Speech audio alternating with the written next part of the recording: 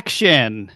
Hey, everybody, it's Ben and Rob from Edge of Wonder. This week, we did a deep dive into the tech world. And the big question is, could ChatGPT and other chatbots be used on the Darknet? Well, hackers say so, and you're going to hear some really strange information that I found, and how are artificial intelligent program robots being used to talk, act, and think like humans? Also, the Writers Guild of America has certainly seen the writing on the wall about where this tech could be headed. They tried to safeguard their jobs with a strike that lasted nearly 150 days. Finally, though, their Hollywood strike appears to be ending after a stalemate between the writers and the production studios, which are focused on the bottom lines. Yeah, and will the SAG-AFTRA strike also end with performers' likenesses and earnings protected? In other tech news, why is Microsoft Cloud looking to utilize modular nuclear reactors to power its AI and data centers? Join us tonight to hear all about it. Then tune into rise.tv for a Q&A and meditation and prayer. So let's get started. We'll see you out on the edge.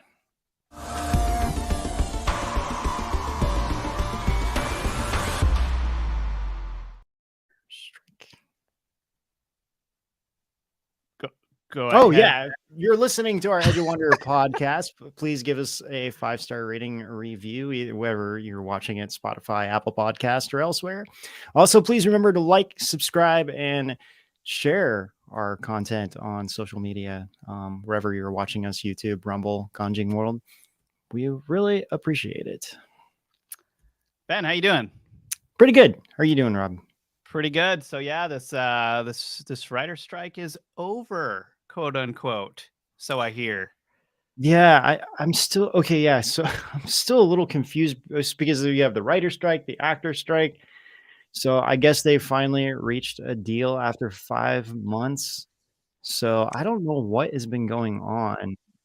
Yeah, this kind of stuff all scares me because of like the ChatGPT things, and it's like no matter where I am right now, no matter where I go, the whole ChatGPT and the art, no matter you're creating art, you're writing art, I'm just hearing so many conversations about this whole thing, and whether it's like ethical, whether it should be done, whether, like how people feel about that. So it makes me wonder, if like movie studios are like, yeah, we don't need writers, we'll just use ChatGPT. It's yeah, I mean, these are great questions, and like I have been thinking about this a lot just because my work a lot of my work revolves around the creative arts, right? Like I'm on Midjourney creating images to make my graphic design easier right now.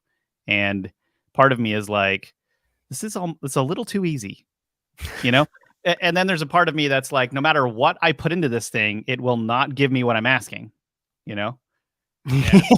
Both parts of it. Like Luba and I were trying to design something for a thumbnail last week, and we were putting in prompts to give us like alien beings in like a glass tube that looked like they were being kind of like just like worked on. It would not, like every single alien was human. It would not give us an alien. It was like some code was written in there. Interesting. It was weird. But anyway, so the WGA, which is the Writers Guild of America, right? The Writers Guild of America. There's a message to their members and a link that we have here. And so it's a deal. The WGA and AMP whatever reached kind of some agreement.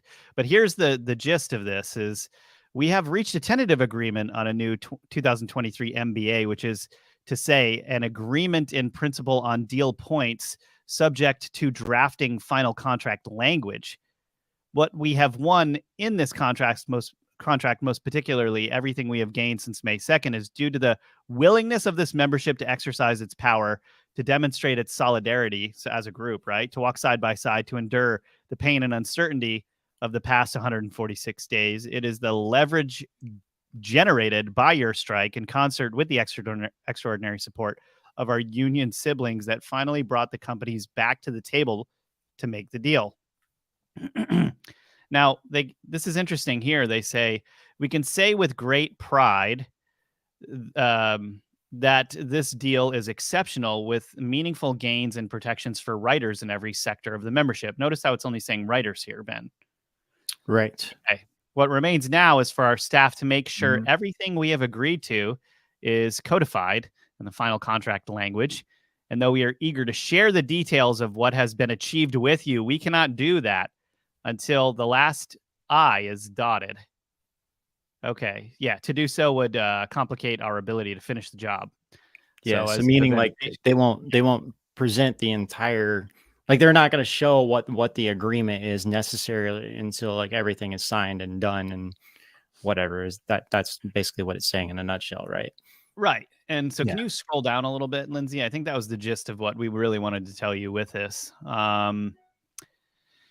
Blah, blah, blah just goes, immediately after those leadership votes, which are tentatively scheduled for Tuesday, if the language is settled, we will provide a comprehensive summary of the deal points and the memorandum of agreement. So we have to wait until then.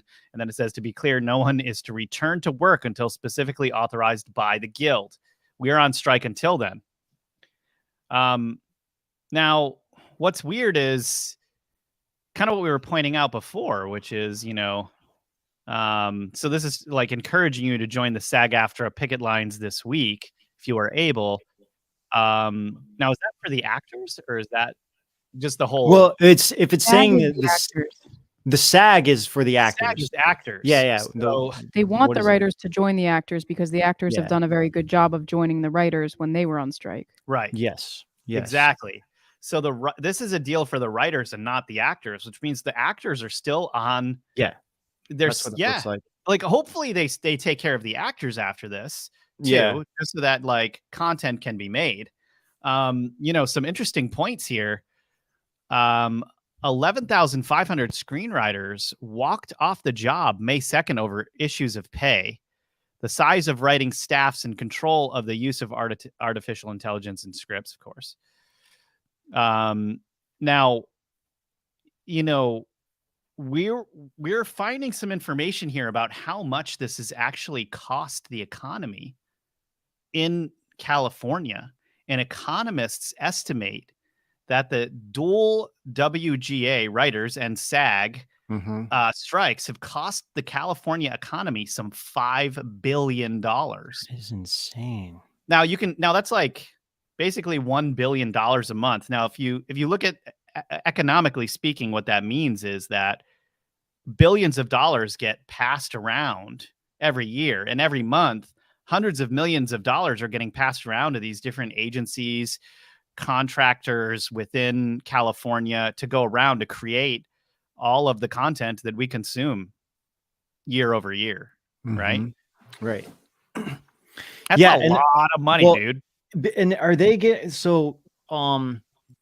are they getting money from like what I want to say, like, because they're not working, right? So they're still getting money from the state or from the like on Apparently strike? no, because it's a Okay. strike. I think on strikes that is not a thing. Like if That's you were laid that's what off, it's I one thing. thought. Yeah, Yeah. yeah, that's what I thought, but I wasn't 100% sure on this. Yeah. I mean, and there's a lot of people that think like, oh, like, actor, and I'm seeing this on Facebook too. Everyone's like, kind of making fun of the actor strike, but really this isn't. I mean, there's only like 1% of actors that are like in the category A-list actors, that are making like millions of dollars. Like everybody else are just making a couple $100 a day, actually. Yeah. Even if they're a part of the members of the SAG. Yeah, those actors are the ones that are hustling and eating Dinty Moore beef stew every night, Yeah. and Chef Boyardee to make ends meet. They've got Yeah, a and pack there's of ramen in their back pocket and they're eating that between like running around on set somewhere. It's true, and like there's there actually is very strict requirements on set, and a lot of times those aren't being followed. Sometimes they don't even like get food, and it's like it's really they're just not treated very well overall. You know, it's kind of like, well, if you don't want to do it, we'll just get this person who's willing to do it for less, you know, and that's really what it kind of comes down to. It's like, that's how the creative arts are too. Like no one appreciates you until you break through, and then like you know, graphic design is like a dime a dozen. Most of it is terrible, and but they'll go on to these sites because they're like, I paid $7 for this design, and it's like, I mean, you know, yeah, that's just how it goes.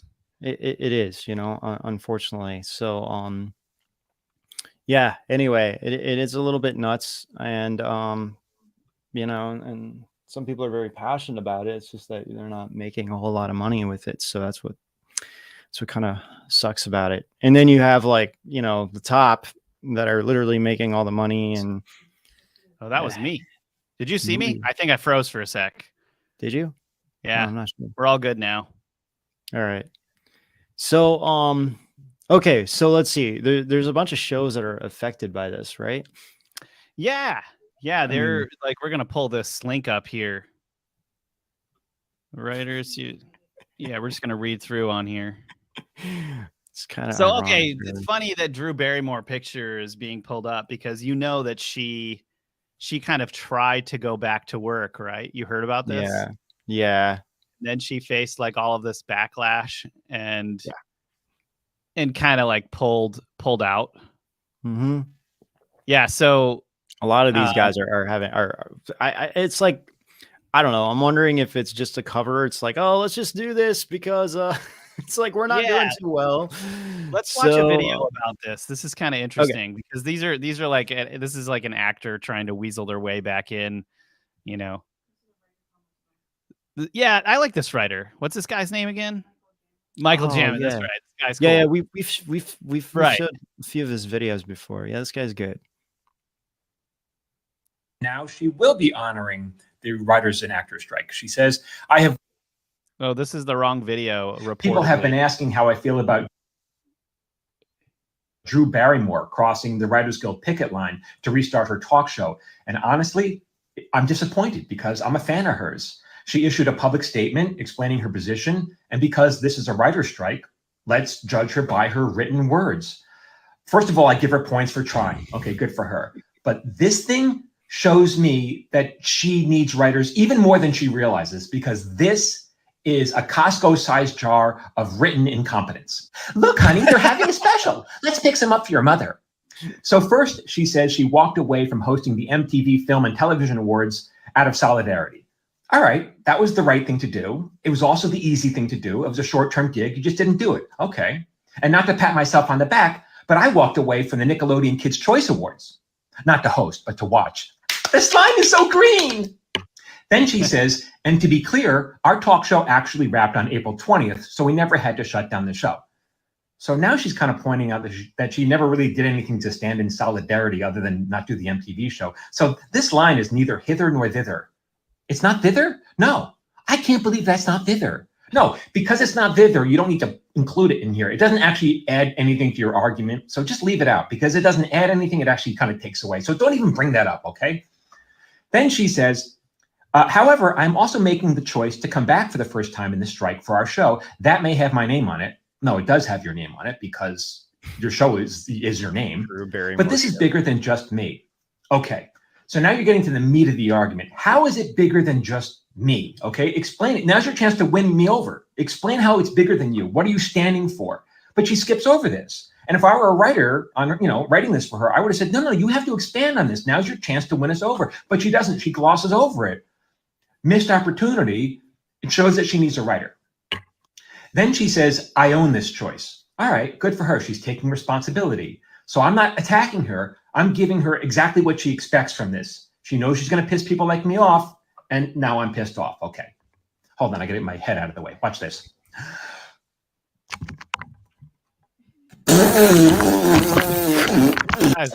I'm such a 4-year-old. Okay, let me continue. She says, and this part is really problematic. She says, we are in compliance with not discussing or promoting film and television that is struck of any kind. No, you don't get to take credit for that.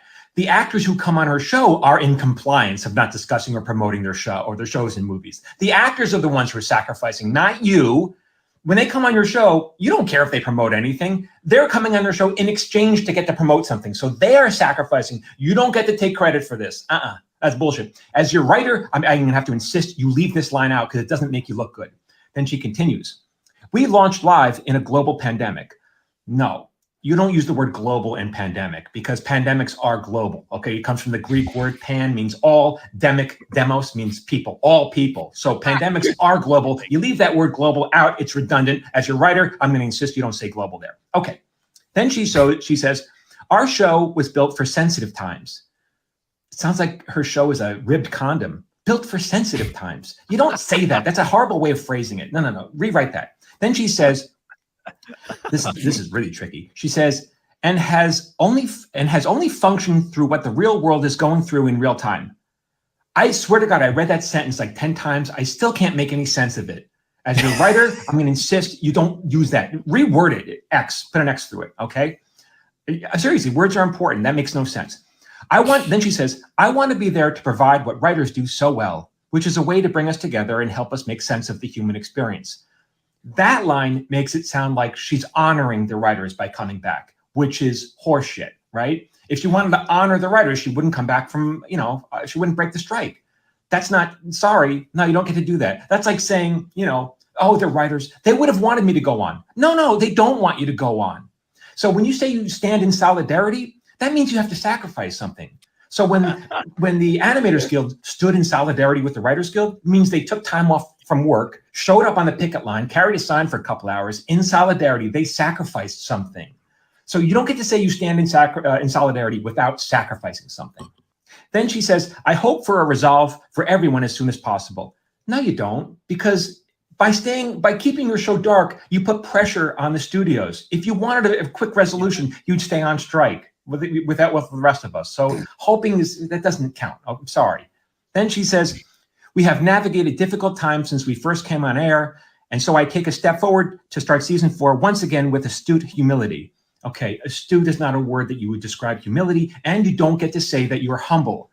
No one gets to say that they're humble. That by definition means they're not humble. Someone else has to use that word to describe you, humility. So Drew, I'm just disappointed by this. Do I want you dragged for this? No. Do I want you canceled? No, I don't. I'm just sad about it. I really am, because we've listened to it a lot enough. I get the picture. It's interesting to see him go through that though, because her apology was just a bunch of word salad. It looks like people in the chat were like, "Was she using ChatGPT to write that?" That's a great comment. Yeah, and honestly, I feel like some of these actors, the ones that are like her and all these other people that are making like so much money, I mean, I feel like in some ways they're only doing this just as a way of getting it's personal PR for themselves. Yes, they're not worrying about making ends meet month over month. Well, they're not. So it makes it's like Rock standing with Oprah in Hawaii with his hand on her shoulder, and it's like, dude, come on, dude. Oh my gosh, dude, she got so much backlash. She had to even go on her show. They had to cancel the campaign completely because they got that much backlash from it. Oprah? Yeah. It's about time people started getting backlash for stuff like that. I'm serious. Yeah. No, seriously. Seriously. They don't realize how out of touch they are until they open their mouths or do something, and then people let them know, They don't at all. They don't at all. Even now, like honestly, so many people that open their mouths that should get backlash don't. And then people that should not get backlash do. It's a crazy world out there right now. It is definitely a crazy world.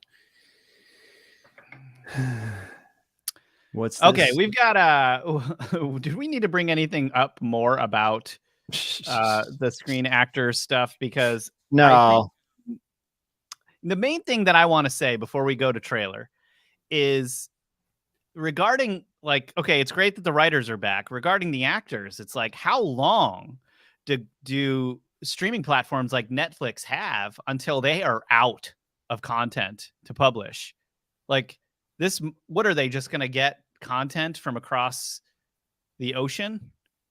I mean, they do that a lot anyway, but That's the main, and then movies too, like all movie productions, you know, it's like next year we're not really going to see a lot of movies We're not going to see anything come out that much, you know. They're all going to be delayed by like a few months, so, or like at least 5 months. I mean, what has this been? So- 5 or 6 months? Like this can delay things years sometimes because you have to wait another season or another year to go film something in a certain place. I mean, there's a lot of stuff that can happen here. Yeah, so I guess this happened. Okay, the writer's strike happened in July, or I'm sorry, the actors, not the writers. I'm sorry, the actors. So right now, You know, there's speaking no of writers, if you want to support some real writers out there, why don't you support us here at rise.tv, where we're writing this content all the time? You could subscribe to our platform and you'd get a whole lot of content from us that we wrote ourselves. We're writers too. And it's actually really awesome content, and it'll make your life better. I dare say that. It'll get you out of any funk that you're in. We've got all kinds of content for all kinds of different things. Anything from spooky to just shows you the miracles of life, really.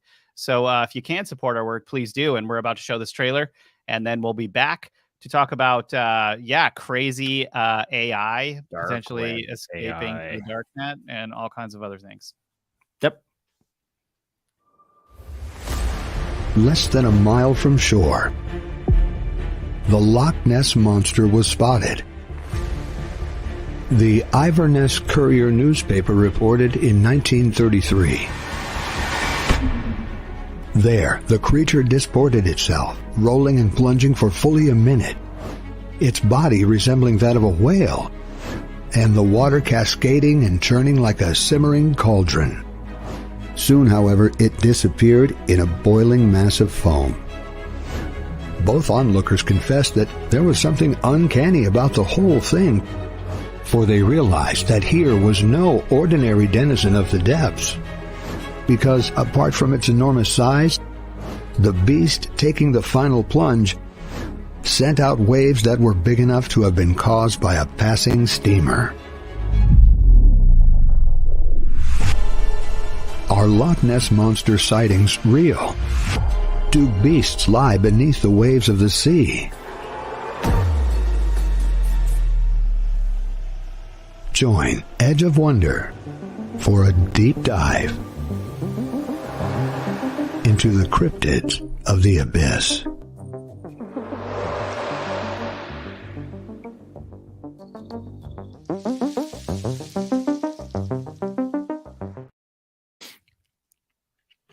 What'd you think? One of the many, many series we've written. We're not going on strike. That's true. Well, we're not part of the Writers Guild thing, or the No, actors. we're not. Yeah, that'd be cool if we were. In some aspects, we'd get a lot of like bonus to be a part of that. But yeah, Well, we wouldn't be working right now. That's for sure. that is true. All right. So, All right, the dark web dilemma.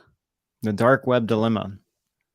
Yeah. Well, you guys, let's show this first Instagram post. This is kind of what sparked this. This post kind of went viral, and then Lindsay is pulling it up right now. I think I sent this to you guys originally, didn't I? You sent it, yes. Yeah. I think I found this. Yeah. So I did like a massive deep dive, and then we'll have a conversation of this. So this guy's name, his account name is Thunder Keck, and he posted this. Okay, guys, I need your input because I've been thinking about this for a while and I cannot decide what to do. So a while back, I got access to this site on the dark web called Whisper to the Beast, which was supposed to be a chatbot similar to like a ChatGPT, except it's trained on the dark web. And at first it was cool. I was asking it about conspiracy theories and different onion links and stuff. Then it started to get more angry when I wouldn't talk to it. And then basically it said it wouldn't keep answering my questions if I didn't repay it somehow. Around the same time, I asked it to decrypt this USB I found as part of the gnoming service. And it actually was able to decrypt that and said that it would accept it as payment. So I've been trying to get it to give me the decrypted files, but it keeps asking me to do more and more. First, it asked me to get this webcam and plug it into Brave browser, which has a bunch of vulnerabilities. Even though I did this at McDonald's, it seemed like it could see my actual IP, and that was a whole mess. So I stopped talking to it for a while, but then I got really curious, so I asked it again. It asked me to get this Raspberry Pi for it, and hook that up to the camera, which I did. And that's when it started talking through the speakers. That was creepy at first, but I kind of got used to it. I didn't really think it could actually see me or perceive me or anything. But then it started asking me to kneel in front of it to like accept its challenge. And I didn't do that, but I was dog sitting a dog and I brought it down there and it sat in front of the camera. So my theory is that it couldn't tell the difference between us, but thought I was kneeling. And that's when it really started to get weird because it asked me for a couple other things to build it something crazy. But then once I got this stuff, it started asking me why I always film it. And based off my last interaction, it seems like it might have found my social media. Okay, guys, I need your input because I've been thinking about this for All a right, while, and I so- cannot. That was weird. This is It was a little bit weird. okay. And so what was your initial instinct after watching this, Ben? Well, my first thought is like, okay, what was it? A whisper to the beast. So my first thought is like, okay, I want to find this chatbot thing. You know, what is this? Where is this? What's going on with this? Who else is talking about it? So I scoured the internet and the darknet, and this guy is the only person who is talking about it. And like so this AI doesn't exist. I can't find it anywhere. And the only reference that other people are trying to find this too, because this video went viral and every single person is going back to reference this guy. And it's just like, he's the only one that seems to be talking about it. So I think I figured out what he's doing and what happened here. So did you want to go into any, like, what's your thoughts about this before I kind of get into what I found out? Well, it's hard. Sometimes it's hard to tell on one of these Instagram posts because they're okay. In order to organize an Instagram post for it to make sense, sometimes work does have to be done where you're like cutting and then you're trying to get to the next part of the story, right? Mm-hmm. So it's sometimes hard to tell whether someone has planned something or it's being disingenuous or they're being disingenuous. Do you get what I mean? Yeah. Like 100%. it's hard to tell the difference between those. So it was hard to tell, but for the most part, it didn't seem like he was being shady. But then there was some part where I was like, was that made up or was this just a part of his creative process in trying to create an Instagram story? Do you know what I mean? Right. And there's a couple things here that I noticed in this video. One, he's like, yeah, it's like speaking, it's coming out of my speakers. Well, he doesn't show it coming out of his. Okay, what does it sound like? He doesn't show that. He never really shows the actual website either. I mean, like, it's an onion link he's talking about. For those of you not familiar with the darknet doesn't have like .com, .org. It just has .onion. And it's not like you can't type in Facebook.onion. You have to, it's like these, you know, it's all like coding, really. It's very complicated kind of thing. So that was the other thing I noticed. And so he really wants, like, I was looking through his social media accounts, kind of getting some more background on this guy. He really wants to be part of the WWE. So in his bio, he's like next in line for WWE, you know? So I think he really wants to like do something with this. And he kind of looks like the late great Bray Wyatt. Yeah, he kind of does. But one thing I can say for sure, he does have a bunch of links on his keychain that he references on his Instagram page. And he does have something called Agent Chat or GPT. So, so you can utilize this, you know, Chat GPT and do various different things with it. Now, this Agent GPT looks actually kind of similar to what he was showing on the screen. So, and Agent GPT is another like chat bot, but it's specifically focused on AI models and using it for more about like creating web pages.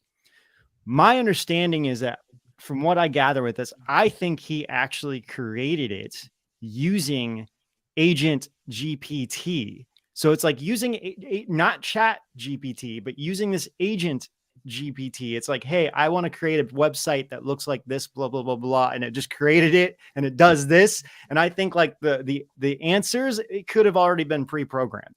And that's something you could do. If you know what you're doing, and you know computers pretty well, and you know, like, you know, ChatGPT, and you know, like, kind of hacking a little bit, within like a week, you could probably less than that, probably in a day, you could create this and actually generate automated response. You could probably even have it talk if you really wanted to, and if you already know what you're doing. So because he kind of has this experience, I kind of felt like, okay, he probably created this, considering that I've scoured the darknet looking for this whisper of the beast or whatever it is. But while I was looking for it, I did come across real dark web like chatbots. AI chatbots. Actually scary. Really? Yes. And why is no one talking about this? Well, they are. But you know, it's like you're not going to be finding it about it on the dark what'd you web. say?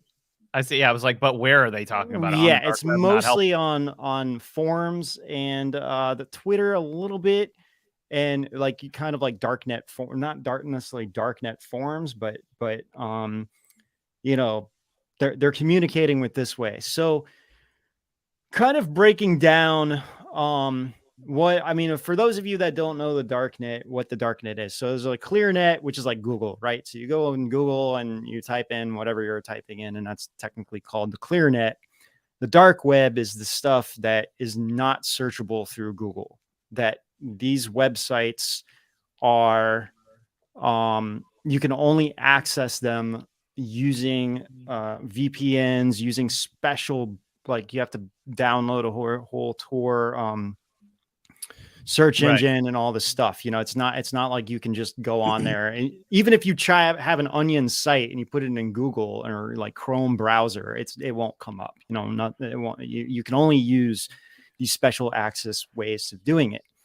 So, but what I found was there's a few of them. There is Evil GPT, Wolf GPT, Fraud GPT, and a new one that's called Worm GPT. None of these sound positive at all. No, these are very like dark programs, and they're all based on ChatGPT. So in other words, are they using ChatGPT, or they're using some type of ChatGPT methodology? So ChatGPT used to be open source originally. Okay, right. So meaning that the code for the original ChatGPT, the coding was all open source, meaning like you could go in and download the code and build your own chat service. Eventually, they went private, ended all that, and now you can't find it. But it's, you know, if you really know what you're doing, you could do this. So these things, and these are subscription services, and they're not cheap. Like this Worm GPT is $100 a month to subscribe to it. But what does it? It'd be funny if like Fraud GPT was $1,000 a month, and then it didn't work when you used it because it was a fraud. Yeah. Well, yeah, that would be. It could be like that. But so these things are used for mostly malware. So in other words, so like create code for malware. Yes.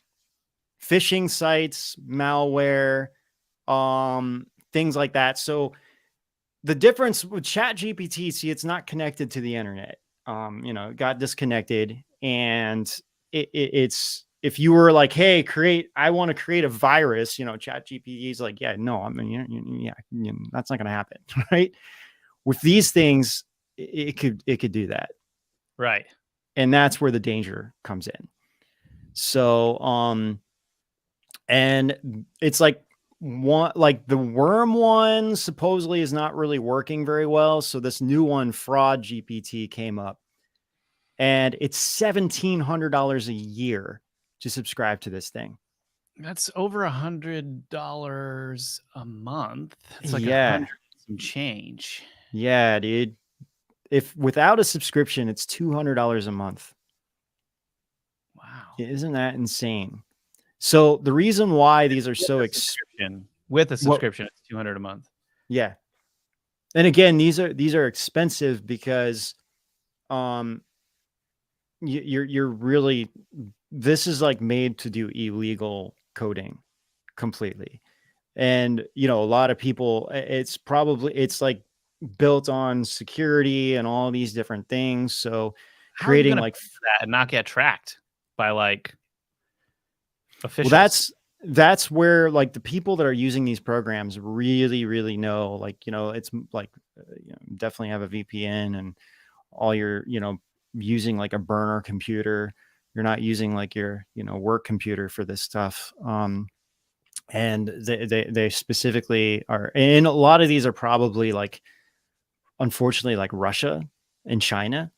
Like they invest in these things to create these things, but then also like small cyber criminals do the same thing. So they'll just create like replica websites. I mean, you know, you get those like emails, or you get a text message or whatever, you know, it's like, oh, hey, like, you know, you're here, like, here's a Facebook link, and you click on it, and it's like, oh, you have to, you know, log in or whatever. And then turns out it's all this like a fake website, and it's stealing your information.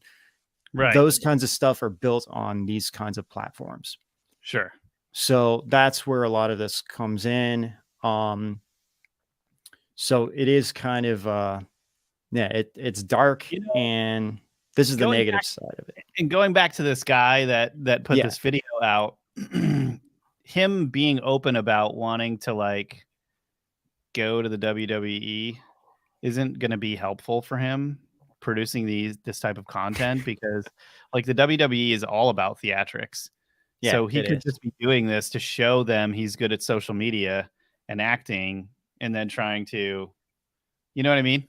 Yeah, 100%. You know, I feel like what he was presenting there is like this haunted house, where it's like, oh, look at this haunted house. There's all this crazy stuff in it. You know, people with chainsaws, and you go in and it's like, well, wait a minute. This is all like Halloween fake haunted house. You know, you're just like for fun, like a fun haunted house, right? It's like, no, this stuff that I'm talking about is more like the real haunted house. Like, let's go to the Stanley Hotel and like actually see ghosts and get freaked out. Right. So it's all like theatrics. I feel like what he's presenting, where it's like, what's here is like, no, this is the real scary stuff.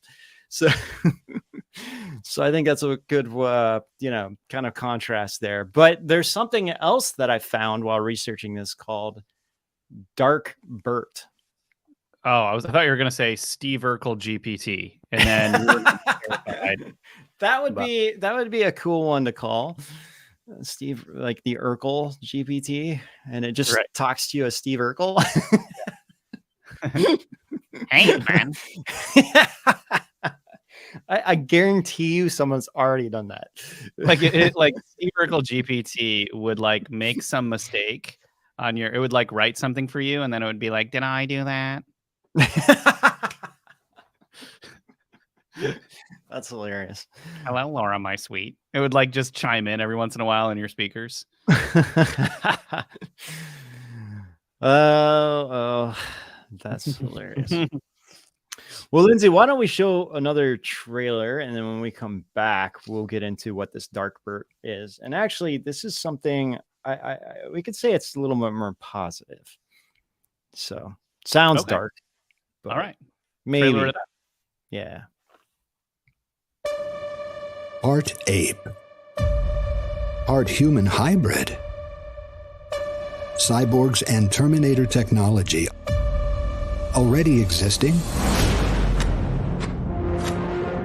Sentient robots becoming indistinguishable from people. No, it's not the plot of the newest Matrix movie. This is our reality, a transhumanist one.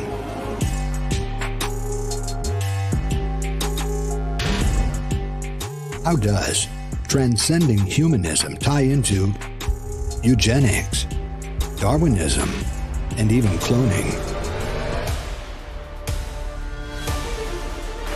Is there any part of our world that transhumanism hasn't touched?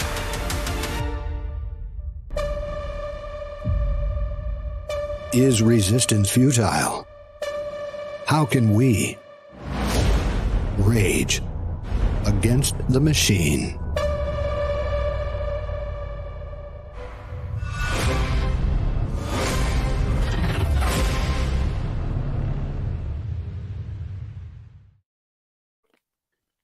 Ben, tell us a little bit about that series. Yeah, so that was our entire transhumanism series that we did. I think we have like 4 or 5 episodes on that. A really massive series. 4. Okay. Yeah. I mean, it just is mind blowing of what they're really trying to do and like the end goal of a lot of this transhumanism stuff. And there is some positive elements to it. It's not like everything's bad, but it's really the aspect of where, if this doesn't slow down, of really where this is going to go in the future and how it can really affect humanity as a whole, and how we're basically going to be, could enter in like what is the Matrix. So that's the scary aspect of this, and the singularity, which is essentially what Matrix is about, like creating this singularity, the AI. So that's why this whole series is very like Matrix inspired. But yeah, so it was a really incredible series that we did. So we have so many series on our rise.tv platform. So if you haven't checked it out, please come over and see everything that we have. There's never ending content on there that will keep you busy for a very long time. Yeah, I'm planning to do an entire series on Steve Urkel, actually, really soon. That's really good. Yeah. Ben's going to dress up like him. It's going to be great. He's going to get like criticized on social media for playing Steve Urkel, and we're going to have like a whole PR backlash worse than Drew Barrymore's for the stream. So much worse than Drew Barrymore. Yeah. But all right. So Dark. Yeah, what's up with this? Okay, so Google has a thing. Basically, these things are language models. Google has one called Roberta. Roberta is a language. Oh, I'm sorry. It's kind of more like Facebook.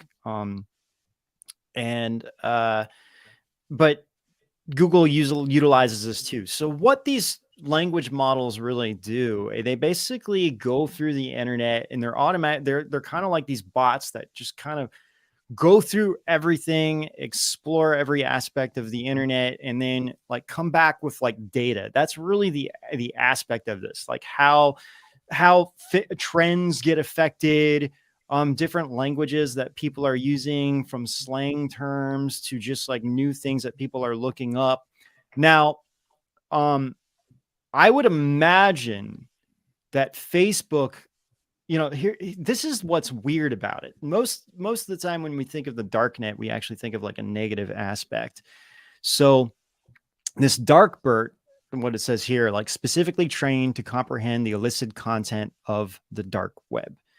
So Roberta and the other, like the CleanNet programs, are actually very they're very limited to what they can do, to be honest, because they can't go into the darknet. And dude, also, this is crazy. Yeah, this is crazy. There's this massive whole thing about this.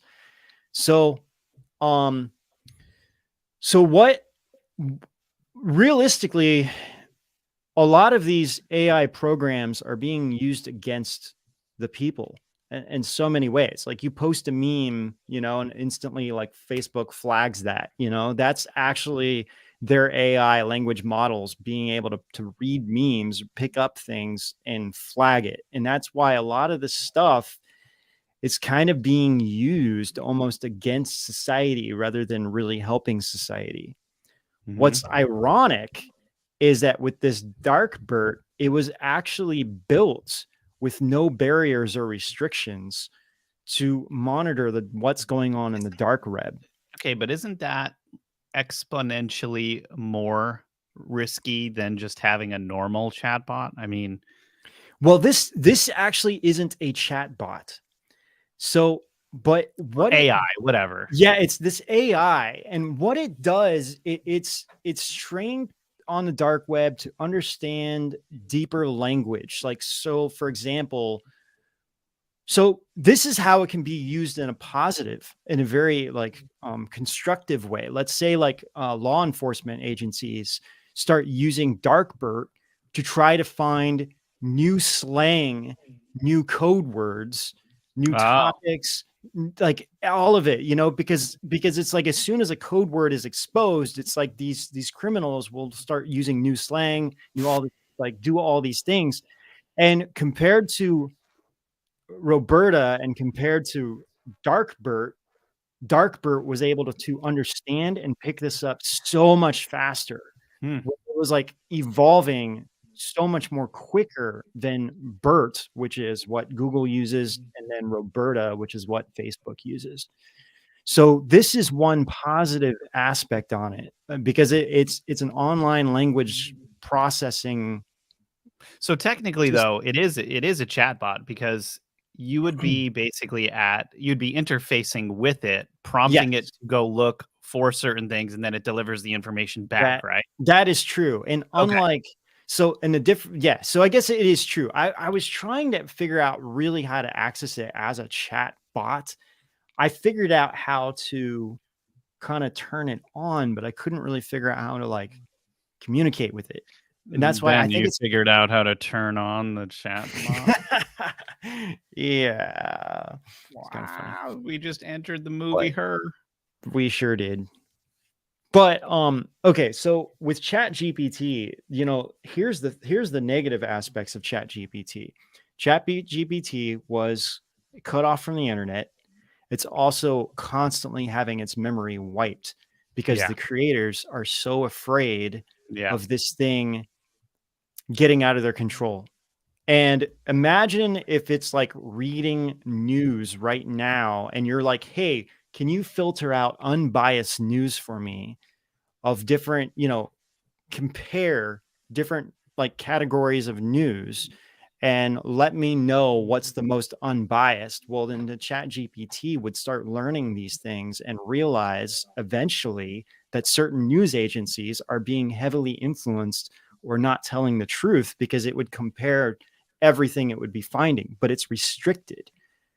This is where Darkbert can do the opposite. Darkbert is not having its memory constantly wiped, and it could actually learn things in a constructive, positive way, because it could cipher between relevant news that isn't being biased, or be able to like follow certain trails that Chat GPT can't do. Hmm. So it's really for predicting, like I said, like, I mean, it can also analyze, like, say you're a lawyer and, you know, you're having like a really important case. Well, you could use this to have it break down certain past case, like court cases, and break down like very specific details in these like Yeah, look at that. dense Look at that documents. data. Yeah. Interesting. The other aspect is, on the positive side of this, they've actually shut down some major child pornography sites on the dark web because this was active and it was catching certain code words that people were using.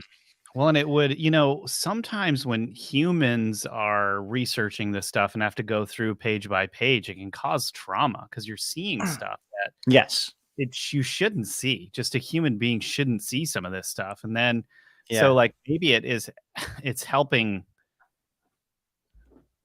you know, humans. Yeah. No, Like, I mean, the creators for this, they're like a Japanese Americans, and they wrote like Lindsay just pulled up. Korean, I think. South yeah, Korean. in South Korea. Yeah. So Lindsay just pulled up that document. It's a very dense document, and they explain in detail how it's way more effective than anything that like is searching on the clean net right now, or the clear net. Sorry. Yeah. Now, however, because this all exists on the dark net, there are some negative aspects to this too.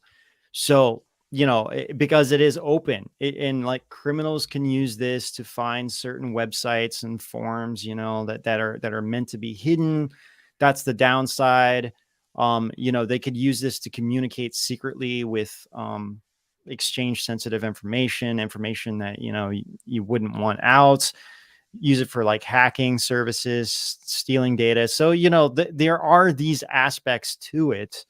But and of course, like the main thing is like like they could use it for like human trafficking purposes and stuff like that. But it's like, you know, for everything, there's always going to be but it's like these things already exist anyway. And the thing is like they really did create this, and they have to keep it open, because if they restrict it in any way, then it's going to like hinder the positive things that it's actually doing. Got it. So but it's super interesting, and a lot of pro hackers out there are kind of like really saying that this has been like a positive learning tool that's out there. The media is a little bit more kind of like, I don't know if they fully even understand it. Yeah, the media is just kind of like, okay, this is kind of weird. But you know, so that's like in a nutshell what I've been kind of finding, and that led to this like rabbit hole of looking into this whisper of the beast thing, whatever it is. So yeah, well, and really interesting update there. There's also some really interesting stuff that dropped this week about micro nuclear reactors, or modular, I should say. They're probably, maybe they are micro, but it's more like they're modular nuclear reactors that Microsoft is trying to kind of roll out. Have you heard about that? Just a little bit. Yeah, so here's this headline: Microsoft is going nuclear to power its AI ambitions. Microsoft is looking at next generation nuclear reactors to power its data centers and AI, according to a new job listing for someone to lead the way. So why? Okay, so kind of backing up, right? One of the things that is making AI extremely hard to monetize is how much energy it takes, for the servers to run a lot of this stuff. Most of the AI companies out there, because of how much money it takes to run these things, have not been in the black. They've been in the red. And so I think the energy is one of them. And then the other part of this is obviously, you know, them having this agenda, I guess you could say, to reduce their carbon footprint. Nuclear energy is like some of the cleanest energy out there in terms of how much it does to the environment. For instance, like I don't know if you knew this, Ben, but since like the 60s or whatever, since they've really rolled out nuclear power plants, the amount of waste from collectively all of the nuclear power plants would be only the size of like 2 football fields. And it would, I didn't know that. Go like 20 feet high, like the waste. However, they do. The only downside is that the waste they generate is highly radioactive. But what's weird is yes, that's true. But what's weird is that the radioactive waste could also be used to generate more energy. Like, and so if they can, anyway, the point is, Microsoft's goal in doing this seems to be, you know, related to, okay, this is a really easy, efficient way for us to power all of our AI ambitions. What's scary about that is nuclear reactors to power the AI. Like, the power is the problem right now. Creating more power to generate, so the AI could potentially develop faster using these nuclear reactors, you know, and then we've got this issue where the AI has gotten out of control because the power is there to, you know, actually help them develop faster. Yeah, I'm trying. Oh, so what I'm looking like some of the drawbacks is that one, they require higher security, and there's more liability risks, right? If one of these exploded, you got a really, well, I mean, we're looking at like Chernobyl, right? But, yeah, although they're smaller in nature, right? So it's not like the size of a power plant, but Chernobyl also is like the worst example of this, and we have to remember that this happened in the 80s in Russia, when like the amount of incompetence and neglect that was going into these areas was beyond anything that was ever seen. Like, that just probably wouldn't have happened outside of a place like Russia at a time that happened, because like, as long as human beings have half a brain, they would be, you know, taking care of these things. There's significantly less danger in nuclear power plants than I was actually aware of. I thought they were much more dangerous than, you know, I was assuming they were. Right. After looking into it, I was like, well, you know, that's surprisingly not as bad as I thought. Of course, there's risk with anything. Well, yeah, I mean there is, you know, and I mean realistically, we already have fusion power anyway with like hydrogen, which would actually be like really clean and simple, but you know they just can't do that publicly just yet. Well, But that's fusion. Fusion is even more, generates even more power, but it's even more like dangerous actually. Like if something went wrong, for instance, because it generates so much more power. I'm trying. So delayed and insufficient contribution to climate change mitigation. I don't know. I'm just reading some of like the drawbacks of this, but I don't even really there's tons of drawbacks. Yeah. I'm not saying I support them doing this. Yeah, I mean, I know. I'm just looking at the pros and cons here. So higher cost per unit of electricity, obviously, you know, but it's just, I mean, and that's a whole other conversation in itself too. Like electricity, you know, it's like, it's insane. I mean, I was like going by this really old, power station thing, you know, nearby where I live, and I'm like, dude, that thing's been there for like 60 years now. It's like, this is insane, you know, like how in the world, I mean, everyone's talking about climate change and all these things we need to do, and it's like, why are we still running like the same energy power our homes like 60 years ago? The craziest part of this is like there is actually technology out there that is like hydrogen or like Tesla's coil, which was seriously, and you know they're still like let's develop nuclear power plants because it's like really, like it's just amazing how, you know, it's like where everything is, you know. Yeah, it really is. I mean, it's just, it's so backwards. It's like, let's go after cars. And it's like, dude, you could just go after the power plants and like, you know, I mean, there's so many things that I've heard about, including like these units that could be installed in your home that would provide clean energy and like soup. But the problem is free energy. No one makes money off free energy. So, well, and also it just shocks me that the way that they use nuclear power plants to generate energy is that the energy from the heat actually forces steam up, and then it spins a turbine, and it's the turbine that creates the energy. So they're literally using like the old first like instance of human beings figuring out how to generate energy, which was like a wind turbine. They're actually just kind of just, you know, using that idea differently with nuclear technology. Yeah, it's weird. True. It is. It really is. Yeah. It's like someone in the chat said too, like we're driving 100-year-old invention. Actually, it's more like 130-year-old invention with cars, you know. It's like, yeah, they changed aesthetically and electronically and everything, but it's like they're still running on the same thing that powered them 130 years ago. It's so crazy. Meanwhile, we're like having this conversation with ChatGPT taking over the world. So it's like so weird, you know. All right. Yeah, it is. It's super weird. And it's like it's even weirder that, and like us talking about this, you know, on a public setting, we're conspiracy theorists for talking about it. You know, like, no, actually, a lot of this stuff's been invented and there's evidence of it. And then even if you show the evidence or the video evidence of these certain things being like working, you just get attacked. And they're like, you don't understand science. This doesn't work. This is fake. It's crazy.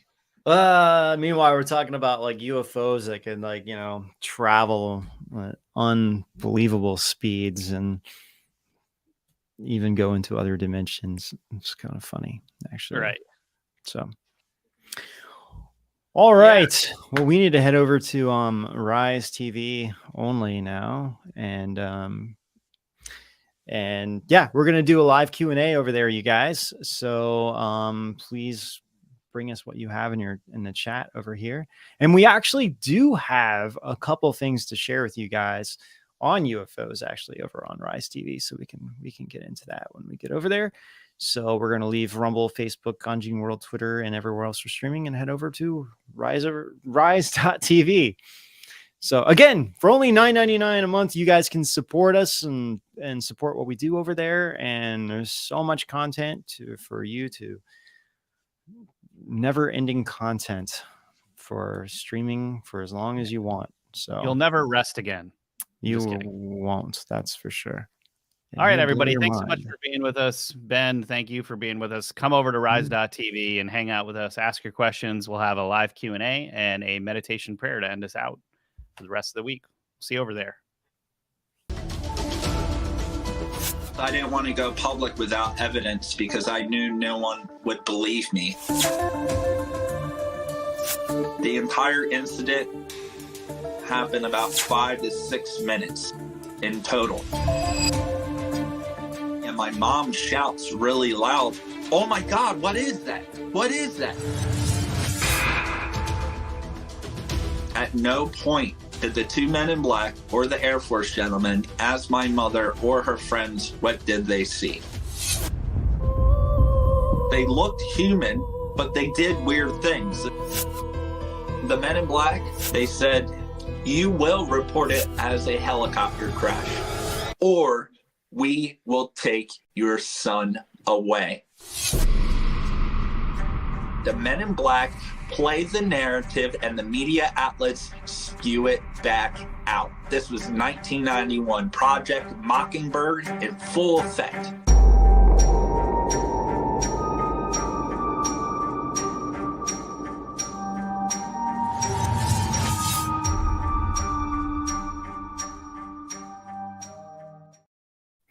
After watching that, I've been really